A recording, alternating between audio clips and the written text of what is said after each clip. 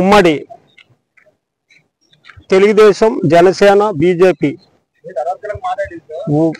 ప్రతినిధులకు మహిళా మనులకు నమస్కారాలు తెలియజేస్తూ మరి మన ప్రభుత్వం వచ్చి 4 నెలలు అవుతుంది।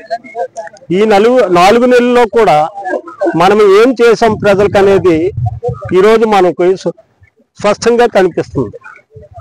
మేడం గారు నిన్న అసెంబ్లీలో మాట్లాడడము, ఇంతవరకు పదవులు తీసుకొని మాజీ మంత్రులుగా తిరిగి వాళ్ళ తాలూకా చిలిపి చేష్టలతో ఈ ప్రాంతాన్ని భయభ్రాంతులు చేసి వాళ్ళకి అనేక ఇబ్బందులు కలిగిస్తున్నటువంటి తరుణంలో ఒక కొత్త వ్యక్తిని మనం అందరం కూడా ఎన్నుకొని ఈమె అయితే మన రైతాంగానికి కాపాడుతుంది, ఆ దిశలో మనం అందరం కూడా ఈమెను బలపరిచి ఒక ఎమ్మెల్యే చేయాలనేది మా ప్రజలందరి తాలూకి సంకల్పం।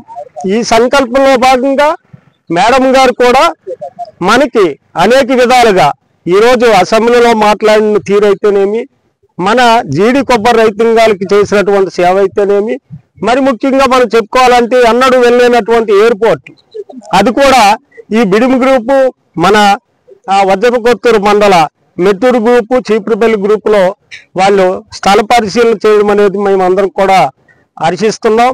మరి ఈ కార్యక్రమాన్ని ఒక యువకుడు అయింది, ఒక రాష్ట్ర ఒక కేంద్ర మినిస్టర్ అయ్యి ఆయన సారథ్యంలో ఈ విమానాశ్రయం కార్యక్రమాలు జరపడం, దానికి శిరీష మేడం గారు కృషి చేయడము మేమందరం కూడా మా యొక్క ధన్యవాదాలు తెలుపుకుంటున్నాము।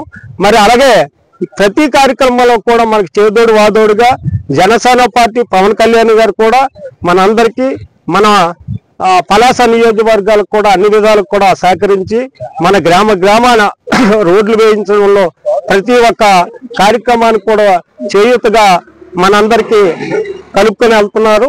కాబట్టి ఇరు పార్టీలు కూడా ఏదైతే ఉందో జనసేన బీజేపీ టీడీపీ ఈ ఉమ్మడి కార్యక్రమాలు ఉమ్మడి ప్రభుత్వం కూడా మనందరికి మేలే చేస్తుంది, కానీ ఈ రోజు కూడా కీడు జరగదని మేము భావిస్తున్నాము।